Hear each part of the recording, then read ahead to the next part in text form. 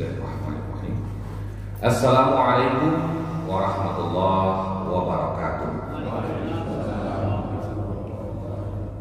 Alhamdulillahi rabbil alamin. Lakal hamdu wa ilaikal mushtaka wa anta musta'an ya dzal jalali wal ikram. Allahumma shalli wa sallim wa barik wa an'im ala sayyidil mursalin Muhammad sallallahu alaihi wasallam wa ala alihi wa sahbihi ajma'in, amma ba'du. Yang sama-sama kita hormati dan muliakan ketua dan segenap pengurus Masjid Al-Muhajirin, alim ulama, tokoh masyarakat, bapak-bapak, ibu-ibu, jamaah salat subuh rahimani wa rahimakumullah. Alhamdulillah, terus kita bersyukur kepada Allah Subhanahu wa taala atas segala nikmat, karunia, keberkahan yang Allah berikan sehingga sampai hari ini, hari akhir dari tahun 1445, akhir kan? Besok kita sudah tahun baru Hijriah 1446. Artinya sudah 1 tahun ini Allah berikan nikmat yang begitu banyak kepada kita. Sudahkah kita menjadi hamba-hamba yang bersyukur?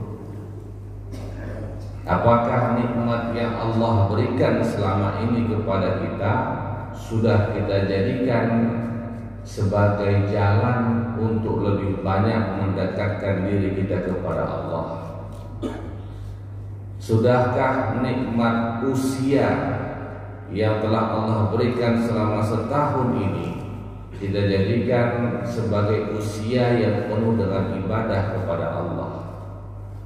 Karena memang tujuan diciptakan manusia ini kan cuma satu, wa ma khalaqtul jinna wal insa illa liya'budun. Tidaklah aku ciptakan jin dan manusia kecuali untuk beribadah. Lalu apakah kita sudah beribadah kepada Allah? Kalau jawabannya iya, maka kita tanyakan lagi kepada diri kita, sudah yakinkah kita bahwa ibadah kita itu sah dan diterima oleh Allah Subhanahu wa taala? Maka itu yang harus menjadi pertimbangan kita. Bagaimana Allah bisa menerima amal ibadah kita kalaulah ibadah kita itu syarat dan rukunnya belum lagi terpenuhi dengan baik? Karena syarat untuk bisa diterima itu diterima dulu, selesai dulu, lengkap dulu syarat dan rukun-rukunnya.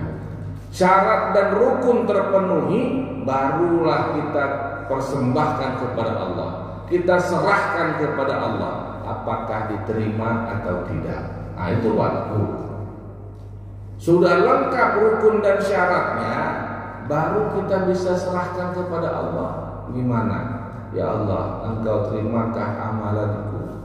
Ikhlaskah hatiku dalam beribadah? Nah, kalau syarat dan rukunnya tidak terpenuhi dengan baik, Anda usah cerita kita, ya biarlah Ustaz, nanti tergantung kepada Allah saja diterima atau tidaknya. Saya katakan kalau tidak sah lagi syaratnya, rukun belum terpenuhi, nggak usah berharap diterima oleh Allah. Bagaimana kita bisa mempersembahkan satu ibadah yang cacat? Kita mau beli barang aja, pesan gitu online, Pak. Ya, dengan COD, ini ibu sering COD. Datang barang itu sampai kepada kita, sempat barang itu cacat, bagaimana rasa perasaan kita itu? Mau kita terima? Mana mau kita? Ini saya beli mahal-mahal. Ya. Ternyata yang nyampe cacat, mau kita terima? Kita kembalikan, retur. Tak mau saya. Ini barang cacat kok diberikan sama saya. Maka seperti itulah ibadah kita, Bapak Ibu sekalian. Kalau amal ibadah kita masih berkurang syarat dan rukunnya, itu amal ibadah yang cacat. Tidak usah lagi kita pertanyakan diterima atau tidaknya. Tidak diterima. Kenapa? Allah adalah zat yang maha sempurna, menginginkan dari kita ibadah yang sesempurna mungkin. Memang kita tak mungkin bisa sampai sempurna melaksanakannya, tapi minimal ada syarat dan rukun yang harus terpenuhi. Syarat paling minimal lah, ya, minimal maksimal kan gitu. Ya bulan sedikitnya yang minimal tak terpenuhi, cacat namanya itu. Ya, cacat. Kalau cacat tidak bisa kita berharap terima oleh Allah Subhanahu wa taala. Maka itulah kenapa kita mengaji. Karena itulah kita duduk di majelis-majelis ilmu. Salah satunya adalah majelis-majelis fikih yang membicarakan tentang syarat, rukun, dan batalnya suatu ibadah. Alhamdulillah di masjid kita ini sudah lama berjalan ini. Sudah berapa tahun sih? 3 tahun. 3 tahun ya, semenjak Covid dulu ya. 3 tahunan lah berjalan kita mengaji fikih ibadah. Mudah-mudahan yang selama ini kita kaji dapat menjadi patokan standar kita dalam beribadah, sehingga yakin kita bahwa ibadah kita ini sudah sah secara fikih. Itu dulu.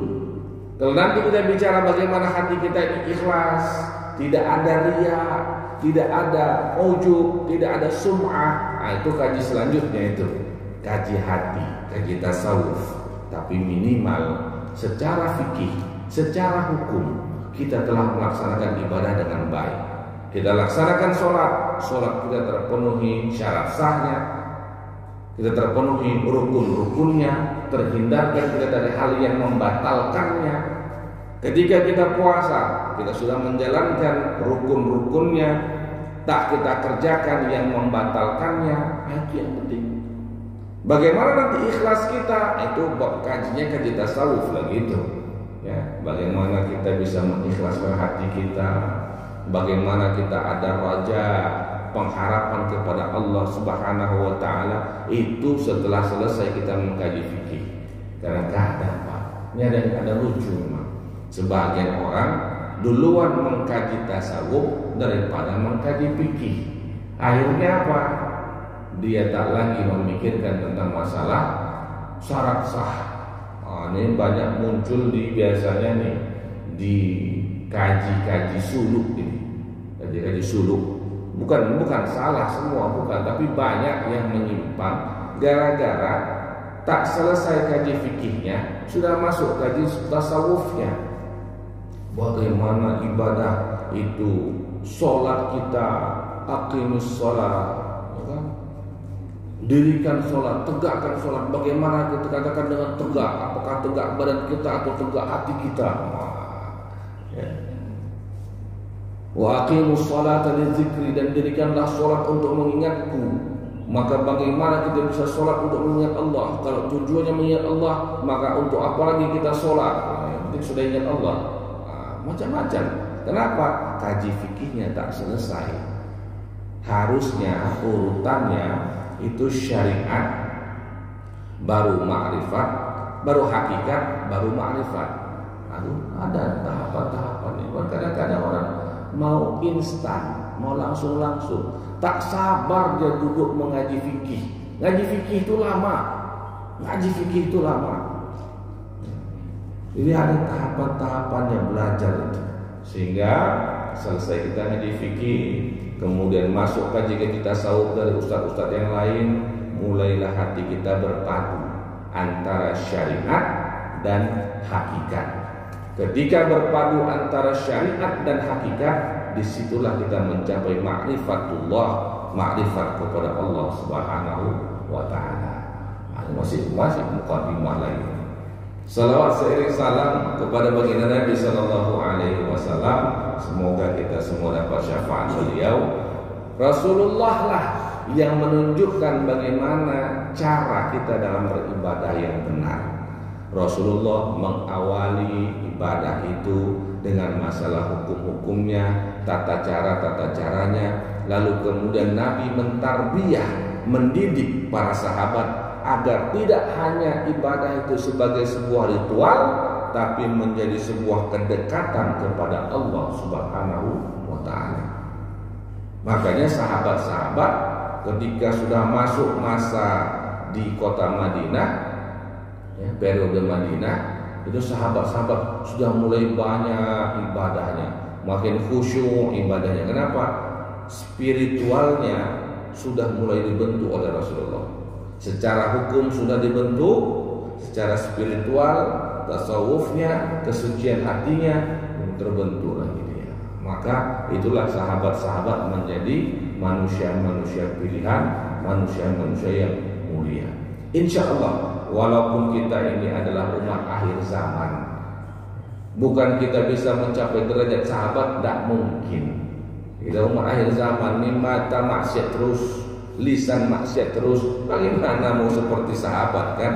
Tak mungkin. Tetapi kita berusaha mencontoh mirip-mirip dengan apa yang ada pada diri sahabat, itu bisa. Karena juga sahabat adalah manusia biasa seperti kita. Ada salahnya, ada rajinnya, ada yang malasnya. Sahabat itu banyak macam-macam, Pak. Sahabat itu bukan Abu Bakar saja yang bisa mensedekahkan seluruh harta. Sahabat itu bukan Utsman saja yang begitu mudah untuk berwakaf. Ada sahabat miskin seperti Abu Hurairah, ada. Wakaf dia apa? Wakaf dia ilmu. Itulah wakafnya Abu Hurairah. Abu Hurairah jangankan harta, rumahnya tak punya dia. Itu sahabat. Tapi dengan wasilah Abu Hurairah banyak hadis Nabi yang kita dapat. Jadi macam-macam.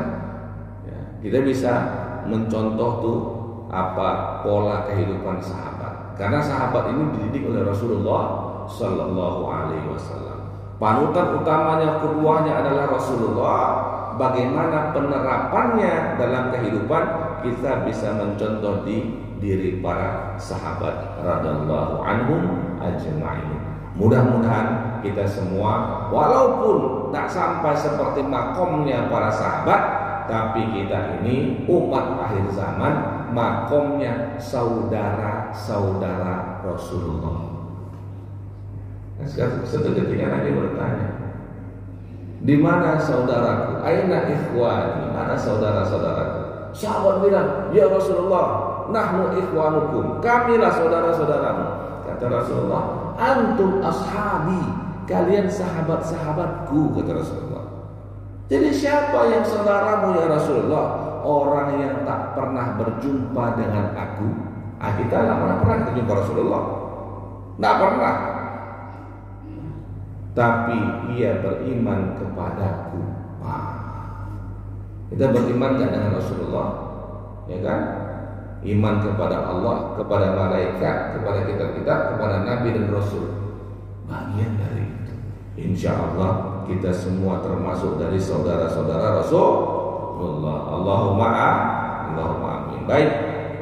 Karena itu, insya Allah kita masih terus lanjut mengaji fikih. Al-Fiqhul dari kitab Al-Fiqhul Manhaji fikih Syafi'i insyaallah, dan kita membahas sekarang beberapa sholat-sholat sunnah, bagian-bagian akhir ini dari masalah-masalah sholat. Kita masuk dulu yang pertama, sholat tarawih. Sholat tarawih. Sebelumnya kita sudah membahas itu tentang sholat Id. Ya. Ini sholat tarawih. Wa sholatu tarawih innama tushra'u fi Ramadan khasatan. Sholat tarawih itu disyariatkan di bulan Ramadan secara khusus. Artinya tak ada sholat tarawih di luar Ramadan. Ya, dan itulah kadang-kadang orang masuk Ramadan malas tarawih dia. Ya, orang sholat tarawih di masjid dia malas-malasan. Alah nanti ajalah tarawih. Habis Ramadan rindu juga sama tarawih. Alah bohong itu. Iya, bohong itu. Kalau memang rindu dengan tarawih, dengan Ramadan, pasti sholat tarawih dia bagus-bagus dia. Cari yang paling panjang. Ini protes saja. Lama kali ustadznya. Habis Al-Fatihah itu panjang-panjang baca ayatnya. Nah, kapan lagi kita mau baca ayat yang panjang-panjang? Ya kan, kapan lagi? Baru panjang sedikit udah protes jemaah. Gimana ceritanya? Tapi gitu udah mau Idul Fitri, Ramadan akan meninggalkan kita. Begitu sedih rasa hati ini. Belum bohong itu. Mana ada? Ya kan? Kalau memang rindu Ramadan, betul-betul lah Anda tahu Ramadan akan berakhir. Tapi malas-malasan, protes. La haula wala quwwata illa billah.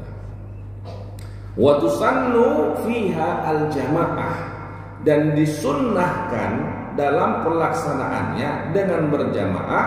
Wa tasihhu faradi, tapi sah juga dilaksanakan dengan sendiri-sendiri. Sunnahnya berjamaah, tapi boleh dilaksanakan sendiri-sendiri, sah, ya, bukan nggak sah. Kalau sholat Jumat sah nggak dilaksanakan sendiri-sendiri? Sholat Jumat sah sendiri-sendiri? Ya nggak sah. Loh, memang siapa yang khutbah? Masa iya kita sendiri khutbah sendiri? Nggak sah. Sholat Jumat wajib dengan berjamaah. Ya. Sholat Id bisa sendiri-sendiri. Ya, dia tegak sendiri, dia khutbah sendiri, dia dengar sendiri. Gimana ceritanya? Ya. Kalau sholat tarawih, dia disunnahkan berjamaah, tapi sah sendiri-sendiri. Ya. Wa summiyat bihadzal ism, dinamakan dengan nama tarawih, li'annahum kanu yatarawwahuna aqba kulli arba'i raka'atin, karena kebiasaannya pelaksanaan di masa Nabi dan sahabat dulu, mereka itu yatarawwahun, istirahat setiap 4 rakaat. Wa tusamma qiyamul Ramadan, dan dinamakan juga sholat tarawih itu dengan qiyamul Ramadan. Jadi ada 2 nama, ada qiyamul Ramadan, ada namanya tarawih. Kenapa tarawih? Dari kata roha, istirahat. Setiap 4 rakaat sahabat itu istirahat.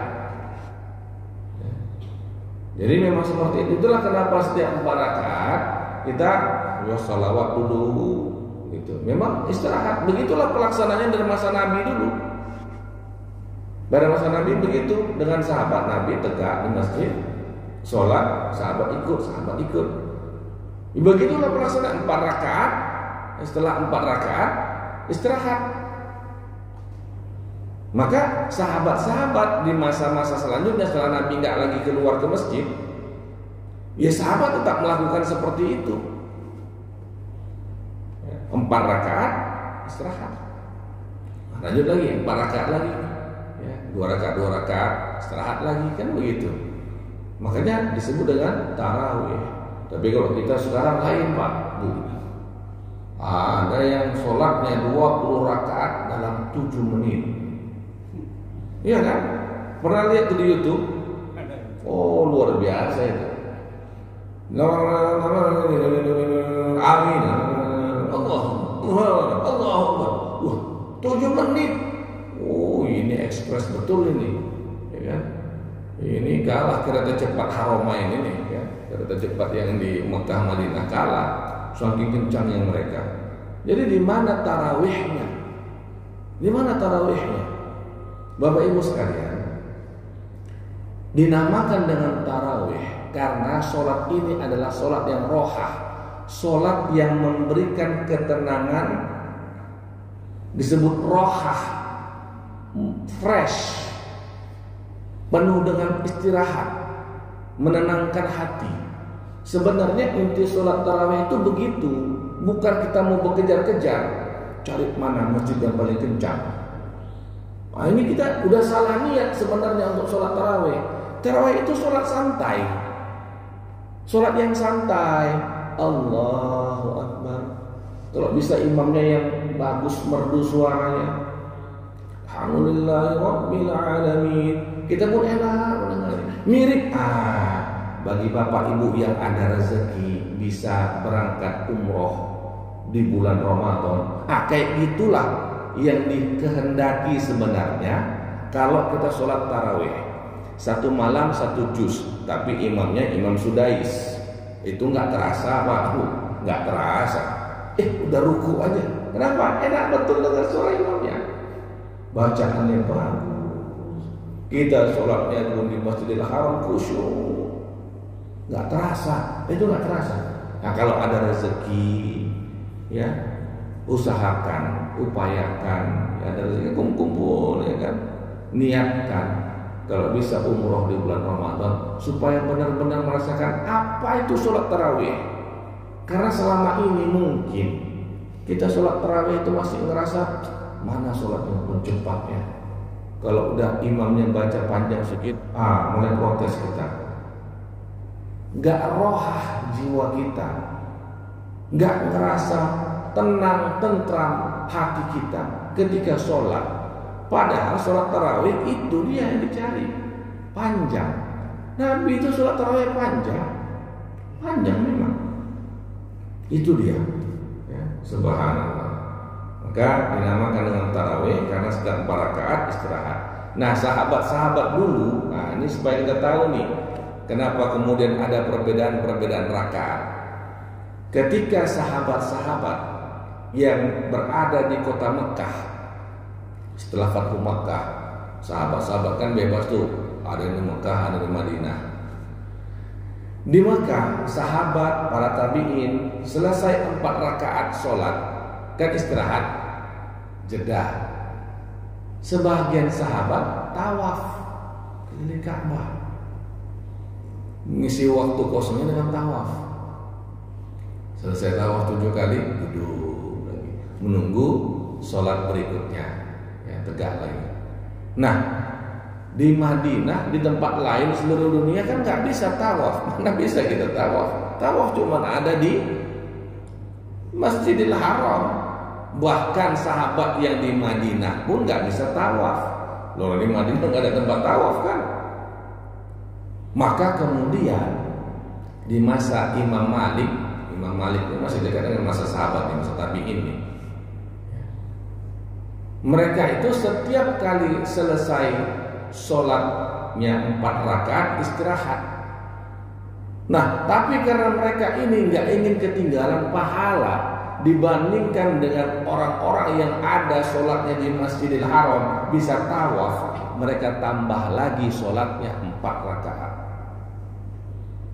Itu kenapa di Madinah sholat tarawihnya bukan 20 rakaat tapi 36. Sholat tarawihnya itu cuma 20 rakaat, tapi mereka tambahkan lagi setiap jeda antara 4 rakaat tambah lagi sholat sunnah. Kenapa? As-sholatu kat-tawafu, at-tawafu kas-sholati. Tawaf itu seperti sholat. Kalau sahabat-sahabat para tabi'in di Makkah sana mereka bisa tawaf, maka kami yang nggak bisa tawaf, kami sholat lagi. Nah, itu ijtihadnya mereka. Itu maka jadi 36. Jeda 4 rakaat, jeda 4 rakaat. Kan 4 kali itu 16 rakaat ditambah 20 rakaat 36, itu dia. Tambah witir 39, itu di Madinah. Jadi bukan para sahabat, para tabi'in buat-buat itu ibadahnya, bukan. Mereka memahami syariat ini dan mereka berlomba-lomba untuk meraih pahala ibadah yang banyak. Itu dia. Jadi seperti itu mereka berlomba. Kalau kita agak terbalik, kita berlomba cari mana yang paling pendek, singkat, padat, cepat. Kalau bisa kilat. Kalau ada kilat di sini, kilat rame itu. Ya, subhanallah. Nah, inilah kadang-kadang kita ya. Ramadan. Subhanallah. Baik, wahiyya isyruna raka'atin. Dan sholat ini, sholat tarawih itu 20 rakaat, bukan 11. Fi kulli lailatin min layali Ramadan, setiap malam dari malam-malam bulan Ramadan. Yusalli kulla rak'ataini bitaslimatin, dan pelaksanaan sholatnya 2 rakaat sekali salam. Wa waktuha, dan waktunya baina sholatil isya wa sholatil fajri, antara sholat isya sampai sholat subuh. Wa tusalla qoblal witr, dan sholat pula disolatkan sebelum witir. Artinya tarawih itu ya sebelum witir gitu. Jadi berapa rakaat salat tarawih? 20, bukan 11, bukan 8. Tapi apakah sah kita sholatnya 8 rakaat?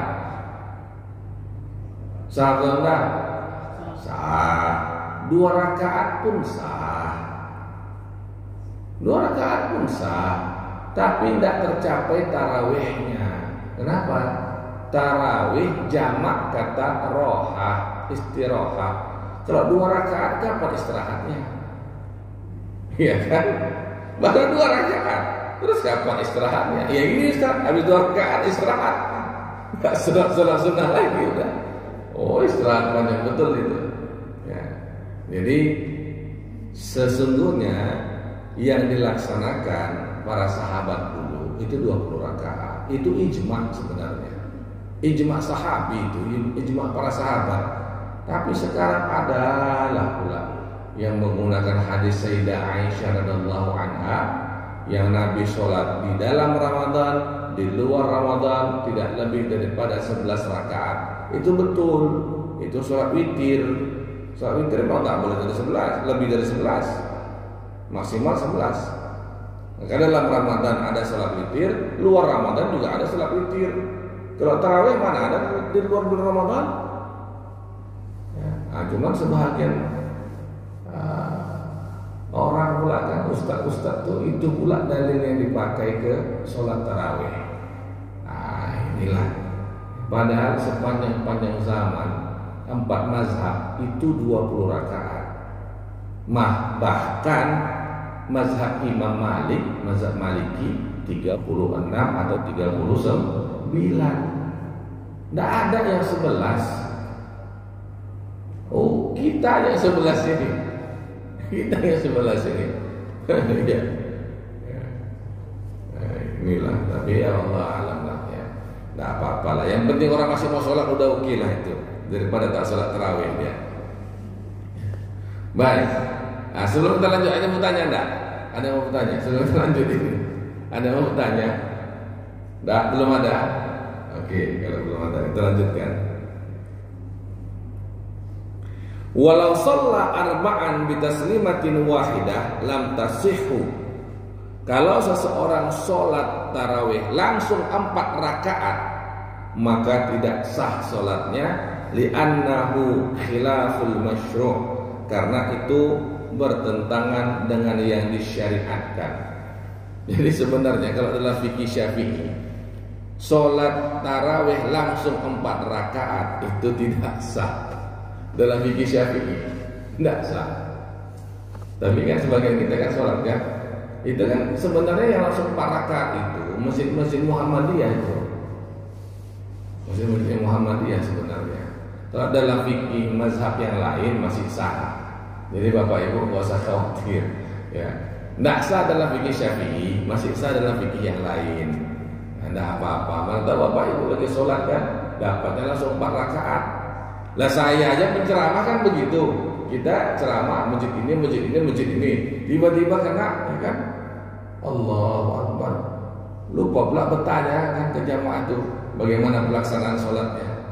Awak ikut aja di belakang imam. Mau tahiyat akhir, kayak tegak lagi. 4 rakaat rupanya. 4 rakaat rupanya. Ya kan? Udah batal. Orang tadi niatnya 2 rakaat, mana boleh bertambah jadi 4? Niat merupakan bagian dari rukun. Tadi sholatnya niatnya berapa rakaat? Nah terus pelaksanaannya kan nggak sesuai kan? Batal niat, batal sholat. Iya, batal 2 rakaat saya itu. Ikut aja lah di situ. Setelah selesai yang 4 ini tegak baru niat 4 rakaat. Dalam fikih Syafi'i itu tidak sah 4 rakaat langsung, harus 2-2 karena ada hadisnya. Sholatul laili masna masna, itu hadis Nabi. Sholat malam itu, sholat sunnahnya 2 rakaat 2 rakaat. Itu ada hadisnya, ada dalilnya. Yang langsung 4 rakaat, ini yang tak ada dalilnya sebenarnya dalam persepsi pandangan fikih Syafi'i. Dalam fikih yang lain seperti Ahmad bin Hambal itu masih dibolehkan langsung 4 rakaat, tak masalah, ya, sah juga. Tapi dari awal pula niatnya, jangan niat 2 rakaat 4 rakaat, ya batal lah. Gimana ceritanya? Nggak bisa dalam sholat itu ganti jalan niatnya, nggak bisa. Rukun itu di awal, rukun itu, niat itu rukun di awal, bukan di tengah-tengah. Jadi nggak boleh berganti niat. Berganti niat batal sholat. Nah itu makanya sebelum sholat tanya-tanya dulu, mana tahu ke masjid mana, belum pernah ke masjid itu kan, tiba-tiba ini ada masjid cantik nih, Al Husna misalnya, pengenlah sholat, tanya dulu ke jamaah samping, Bu, di sini 2 rakaat, 4 rakaat langsung. Tanya dulu. Mana tahu kan, mana tahu. Ya, langsung 4 rakaat, ya niat langsung 4 rakaat gitu. Ya. Baik. Ya. Dalam fikih Syafi'i kalau langsung 4 rakaat itu tidak sah. Tapi dalam fikih yang lain masih sah. Jadi nggak usah khawatir. Hadza wala budda fi niyati min ta'yin. Nah ini gitu ya, karena memang harus ada diniatkan rak'ataini minat tarawih au min qiyami ramadan wala tasihu binatin nafal. Dan memang dalam pelaksanaan sholat tarawih dia harus diniatkan sholat tarawih 2 rakaat, tidak boleh dia tanpa niat seperti sholat sunnah mutlak. Sholat mutlak sengaja ke sholat sunnah, Allahu Akbar, itu tidak sah dianggap sebagai sholat tarawih. Jadi memang harus ditakyin, ditentukan ini sholat apa, sholat sunnah tarawih. Makanya kalau tadi salah niat maka batal. Wal aslu fi masyru'iyyatiha ala ma sabaqa, dan hukum asal dari pensyariatannya ini adalah hadis Nabi sallallahu alaihi wasallam, man qama ramadan imanan wa ihtisaban ghufira lahu ma taqaddama min dzambihi. Siapa yang tegak di bulan Ramadan, artinya untuk sholat, tegak untuk sholat dengan penuh keimanan dan penuh keikhlasan, maka dihapuskanlah dosa-dosanya yang terdahulu. Kemudian hadis Nabi sallallahu alaihi wasallam, anna nabiyya shalla fil masjid dzata lailatin. Sekali waktu Nabi sholat di masjid, fa shalla bi sholatihi nasun, maka kemudian ikut sholatlah bersama dengan beliau orang-orang. Tsumma shalla minal qabilati fa kathuran nas. Kemudian Nabi pada malam berikutnya sholat lagi, maka orang-orang semakin ramai. Summa ijtama'u minal lailati tsalitsah, kemudian berkumpullah orang-orang pada malam yang ketiga, awil rabi'ah atau malam yang keempat. Falam yakhruj ilaihim Rasulullah sallallahu alaihi wasallam, dan Nabi tidak keluar kepada mereka. Falamma asbaha qol, ketika telah tiba waktu subuh, Nabi bersabda, Ra'aitul ladzi sana'tum, aku tahu, aku lihat apa yang kalian lakukan tadi malam, berkumpul kalian di masjid mengikutan sholat. Falam yamna'uni minal khuruji ilaikum, dan tidak ada yang menghalangi aku untuk keluar kepada kalian, illa inni, kecuali aku sungguh-sungguh khasyaitu an tafrudha alaikum, takut nanti diwajibkan untuk kalian sholat tarawih itu. Jadi ini karena bentuk kasih sayang Nabi. Nabi senang sahabat-sahabat ikut sholat sama-sama di masjid berjamaah tarawih rame-rame. Nabi senang. Tapi sudah masuk malam yang ketiga atau keempat, Nabi mulai khawatir. Kalau nanti semua seperti ini dilaksanakan rutin, dijadikan wajib, habis kita Pak. Kita aja masih bolong-bolong terawihnya kan. Ibu-ibu apalagi ada latar bakarnya kan, masak-masak lagi, sempat jadi wajib. Karena kasih sayang Nabi, maka Nabi tak keluar. Biarlah sholat tarawih menjadi sholat sunnah, jangan jadi sholat yang wajib. itu untuk kasih sayang Nabi. Ya. Rawahu al-Bukhari wal Muslim, hadis sahih riwayat Imam Bukhari dan Muslim. Itu tentang sholat tarawih. Baik, ada yang bertanya? Silakan Pak. Assalamualaikum warahmatullahi wabarakatuh. Waalaikumsalam. Alhamdulillah selama ini kami telah menerima pencerahan dari Ustaz tentang rukun tentang yang membatalkan salat, khususnya salat. Secara umum kami mungkin berpaham semua. Ya. Kalau dapat kami mengusulkan ini, Ya. kiranya ada referensi tentang prakteknya ini, ada visualnya, ada visualnya yang contoh umpamanya di atas kaki suatu sujud yang di belakang berbenangan angkah atau merapat, jadi itu contoh. Kami bisa kalau ada ustaz yang punya. Wah, masya Allah, masya Allah. Baik, insya Allah nanti kita selesai ini kita bab sholat sunnah ini, boleh nanti kita praktek sholat ya. Praktek sholat ini kita boleh. Ini usul yang bagus sekali, ya, insya Allah. Karena memang secara hukum, secara fikih ada hal-hal yang membatalkan sholat, ada yang tidak. Yang kita sudah bahas ini kan hal-hal yang membatalkan sholat semua. Ya.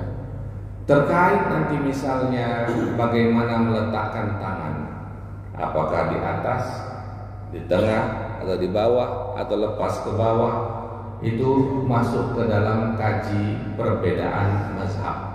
Ketika sujud duluan lutut atau duluan tangan, itu masuk dalam perbedaan pendapat. Ketika sujud kaki dirapatkan atau dilebarkan, karena yang itu semua sama sekali tidak membatalkan sholat. Jadi yang itu para ulama tidak terlalu ketat masalah itu, karena itu gak membatalkan sholat sama sekali. Ya. Artinya kalau kita sholat tangan kita di atas dada begini, ya sah. Saya taruhkan di bawah pusar, sah dalam pandangan mazhab yang lain. Tidak ada ulama mengatakan batal itu, nggak ada juga. Ketika mau sujud, kan ada perbedaan pandangan dalam hadis, ada dua hadis. Lutut duluan atau tangan duluan? Kalau mau sujud, Bapak Ibu yang mana duluan? Lutut. Masih bagus lututnya. Ada yang enggak? Ada yang mulai terasa sakit lututnya, tangan dulu supaya jangan terbentur lutut ini, sakit Ustaz. Udah berkurang minyaknya. Ya kan? Ada. Ya memang ada. Ketika sujud kakinya dibuka atau ditutup. Nah, ya, itu sama, mau dibuka sah, ditutup juga nggak batal. Yang mana-mana, makanya para ulama untuk masalah yang itu tidak terlalu ketat. Tidak terlalu ketat. Ketika tegak berdiri, ya, kaki kita lurus kayak gini atau buka begini. Ya, lurus sama buka begini dua-dua sah, tidak batal sholatnya. Betul.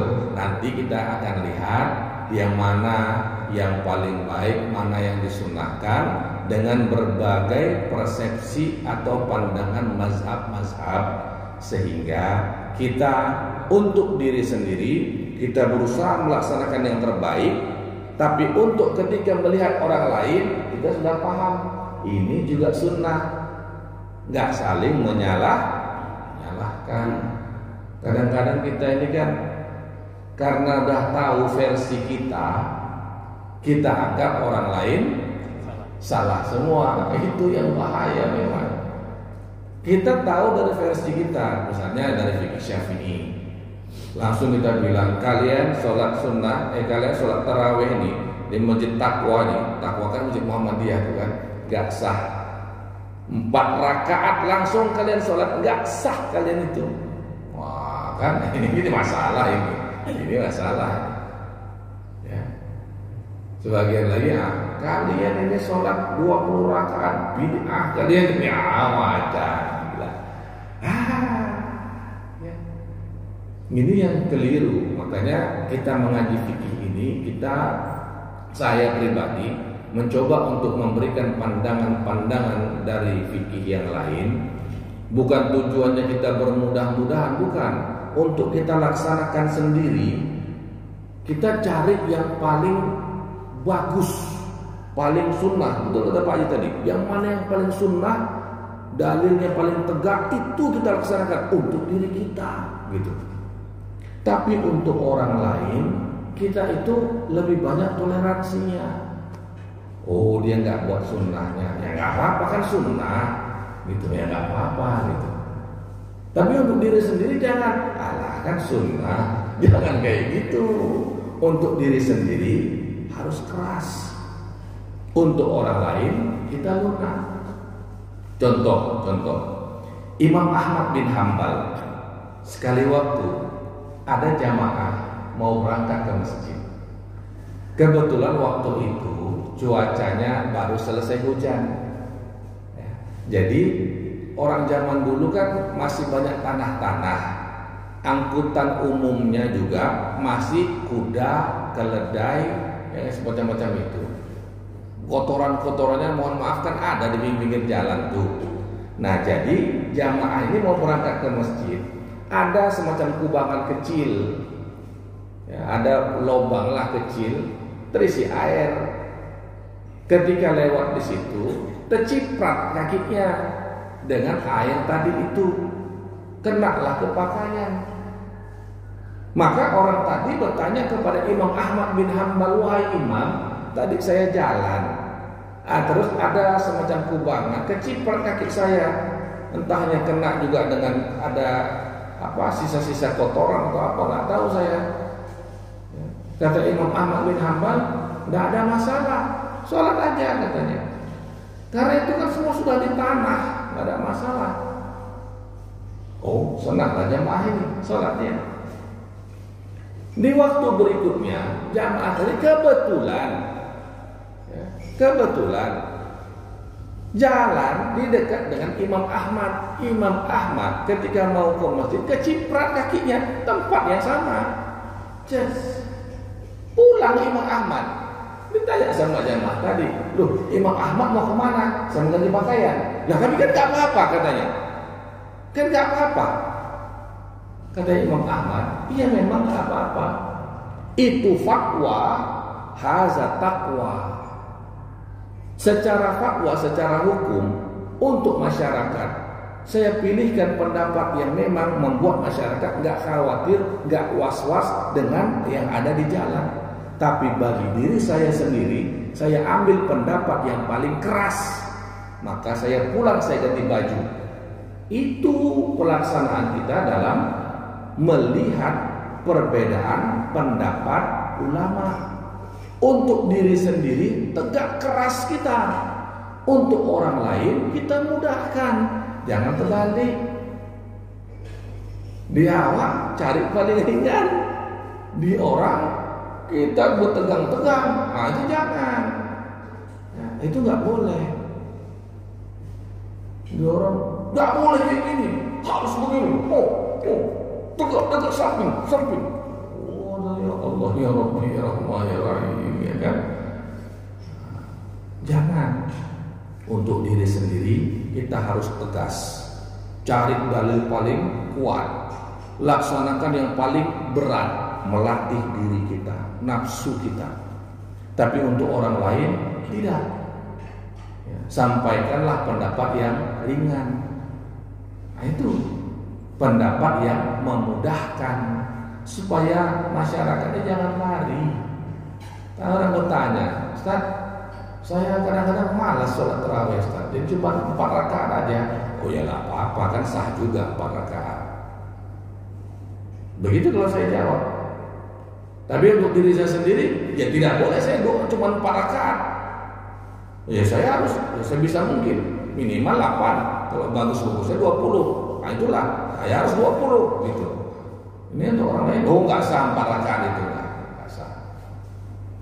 Untuk apa sholat 4 rakaat? Terawih itu 4 rakaat. 11, 20 sana.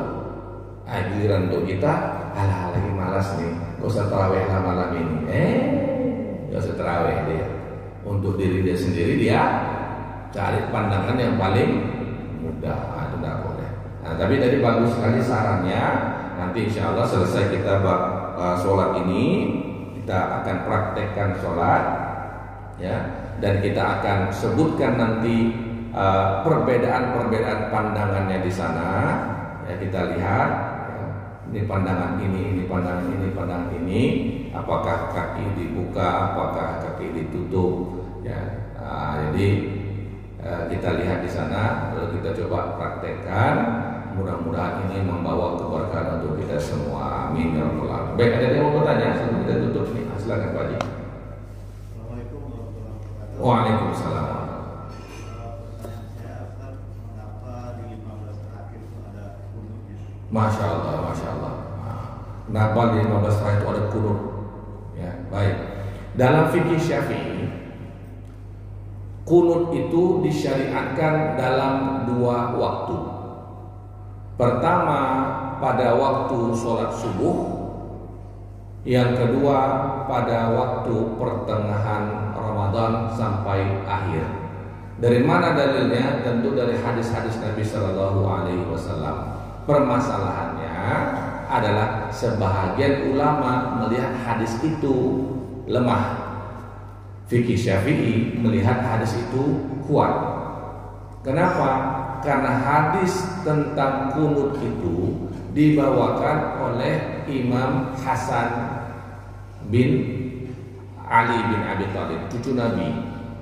Nah, pada masa Sayyidina Ali berperang dengan Sayyidina Muawiyah, lalu kemudian terjadi arbitrase, perdamaian, perjanjian dan lain-lain, lalu kemudian beralihlah kekhilafahan ke dinasti Umayyah, Umayyah. Maka orang-orang dari dinasti Umayyah sangat membenci Ahlul Bait, membenci Sayyidina Ali dan keturunannya, karena dianggap mereka lah yang berperang dengan Muawiyah itu. Maka dimusuhi, sehingga hadis-hadis yang dikeluarkan dari Sayyidina Hasan dan Husain, cucu Nabi, itu banyak yang tak berani disampaikan kepada orang lain. Banyak. Kenapa? Kalau meriwayatkan dari mereka bisa ditangkap. Bisa ditangkap. Makanya hadis tentang kunut itu kan Sayyidina Hasan. Perawinya itu, salah satu perawinya adalah Sayyidina Hasan, yang menyebutkan bahwasanya Nabi itu sampai akhir hayatnya sholat subuh berkunut. Tapi karena nggak banyak yang meriwayatkan, tentu status hadis makin banyak yang meriwayatkan, statusnya makin tinggi. Semakin sedikit yang meriwayatkan, status hadisnya makin rendah. Para ulama melihat ini. Fikih Syafi'i melihat bahwasanya jalur hadis-hadis tentang kunut ini, walaupun dia sedikit perawinya yang meriwayatkan cuma sedikit, satu jalur saja, tapi ini orang-orang yang bisa dipercaya, maka melihat hadis ini sebagai status hadis yang sahih ataupun hasan, maka dilaksanakan. Sementara ulama yang lain melihat tidak tercapai, tidak sampai derajat sahih, maka tak bisa dijadikan dalil suatu ibadah. Ini harus kita tahu. Untuk ibadah tidak boleh didasarkan pada hadis yang dhaif. Tidak ada ulama yang mengerjakan dari hadis dhaif. Semua pelaksanaan ibadah didasarkan pada hadis yang sahih. Tidak ada hadis yang dhaif ataupun hasan. Sahih semua. Adapun targhib, motivasi, itu baru dipakai dari hadis-hadis yang dhaif. Tapi dasar pelaksanaan tidak ada.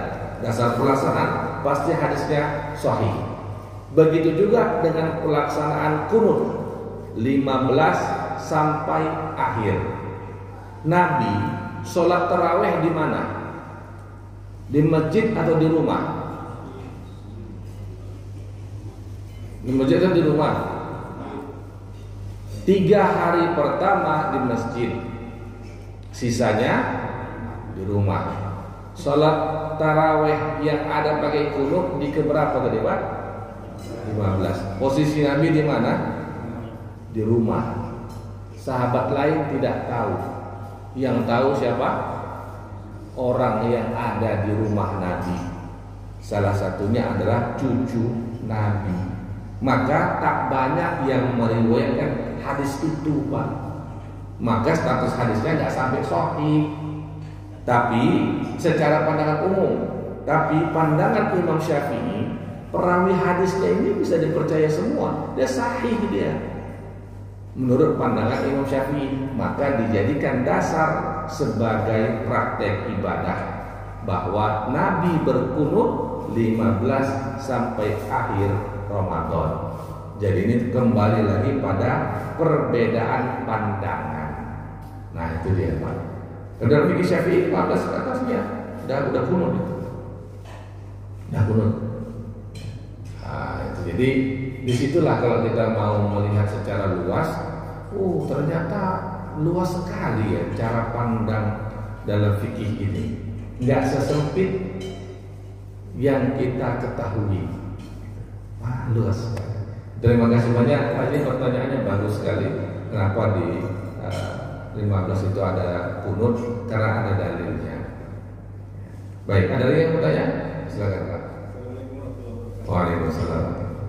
Pak mau nanya, saya sholat tarawih, yang mulai di luar bulan Ramadan itu kalau Rasulullah melaksanakannya kan bacanya panjang-panjang Ustaz ya. Betul.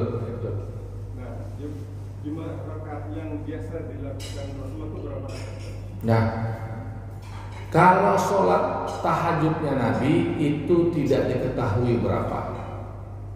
Kalau sholat witirnya ada dalam hadis Bukhari 11. Itu sholat yang kata Sayyidah Aisyah radhiallahu anha, Nabi tak pernah sholat di dalam dan di luar Ramadan lebih daripada 11 rakaat. Imam Bukhari sendiri memasukkan hadis ini ke dalam bab sholat witir. Imam Bukhari perawinya memasukkan hadis ini dalam bab sholat witir. Tapi orang lain mengambil hadisnya untuk yang lain gitu. Perbedaan pandangan tak masalah. Kenapa saya katakan demikian? Karena Nabi kadang sholat tahajudnya di rumahnya. Sebagaimana tahu hadis Sayyidah Aisyah, kalau Nabi sholat, Nabi tegak, kakinya diluruskan. Kalau misalnya Nabi sujud, kakinya dirapatkan. Itu kan ada hadisnya. Jadi Nabi ada sholat tahajud di rumah, ada juga sholat tahajudnya di masjid. Itulah yang dikenal dengan hadisnya Ibnu Abbas. Ibnu Abbas melihat Nabi sholat di masjid, maka dia ikut. Ketika dia ikut, ternyata Nabi baca surah Al-Baqarah. Disangka Ibnu Abbas ini habis Al-Baqarah selesai, Nabi ruku. Rupanya tidak, bersambung Ali Imran. Nah, itu bayangkan tuh, Al-Baqarah ada 2,5 juz itu. Bayangkan betapa lamanya Nabi sholat. Lama betul berarti. Habis Ali Imran disangka sudah ruku, rupanya disambung lagi dengan An-Nisa. Nyerah. Ibnu Abbas nyerah radhiyallahu anhu. Nyerah. Enggak iya, belum ruku juga. Ruku sendiri, Allahu Akbar. Enggak sanggup lagi. Jadi tidak ada yang tahu pasti berapa jumlah rakaat Nabi sholat tahajud. Tapi ada keterangan tentang beberapa rakaat Nabi sholat. Salah satunya dari Sayyidah Aisyah radhiallahu anha terkait dengan sholat witir. Sholat tarawih itu 20 karena yang 3 hari dikerjakan oleh Nabi bersama sahabat di masjid, itu yang kemudian tetap dilangsungkan oleh sahabat sampai masa Sayyidina Umar. Ya, jadi dilangsungkan. Sahabat itu bukan orang-orang yang suka-suka buat-buat sendiri, enggak. Sahabat itu sangat saklek dengan apa yang Nabi lakukan.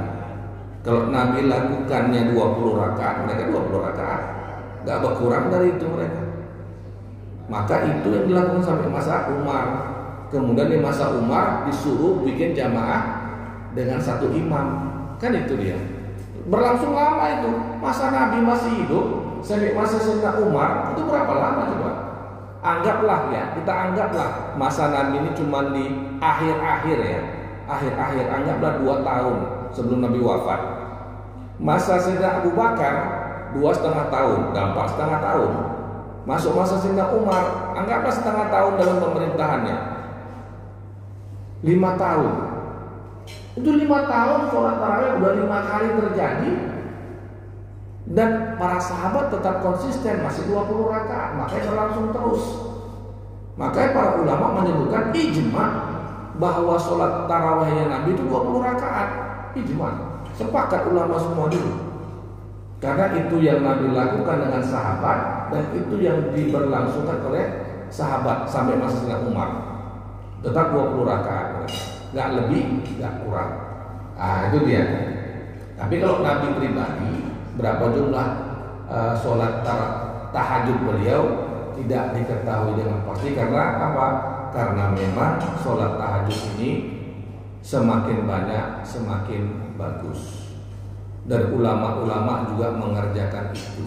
Imam Ahmad bin Hambal disebutkan sholat setiap hari itu 300 rakaat. Berapa? 300 rakaat. Kemudian terjadi fitnah masalah penciptaan Al-Quran. Imam Ahmad dihukum, masuk penjara, dicambuk pinggangnya. Semenjak dicambuk mulai sakit pinggang beliau, tak sanggup lagi 300. Berapa? 150. Gak mungkin Imam Ahmad yang ahli hadis, ahli fikih, membuat sesuatu yang dilarang oleh Nabi. Gak mungkin. Jadi kenapa beliau berani sholat sampai 300 rakaat? Karena memang tidak ada batasan sholat tahajud. Silahkan, mau berapa rakaat sanggup silahkan ya. Nabi tidak membatasi. Semakin banyak semakin baik. Tidak untuk khusus untuk tahajud, semakin banyak semakin baik. Baik, terima kasih Bapak Ibu rahmat Allah Subhanahu wa taala. Mudah-mudahan kita semua selalu diberkahi Allah, diberikan kesehatan, diberikan semangat untuk beribadah, dan diberikan ilmu agar selalu melaksanakan ibadah dengan baik, dengan benar, tidak kurang syarat dan rukunnya, tidak kerjakan yang membatalkannya. Amin amin ya rabbal alamin. Terima kasih banyak dan mohon maaf. Subhanakallahumma wa bihamdik, asyhadu an la ilaha illa anta, astaghfiruka wa atubu ilaik. Assalamualaikum warahmatullahi wabarakatuh.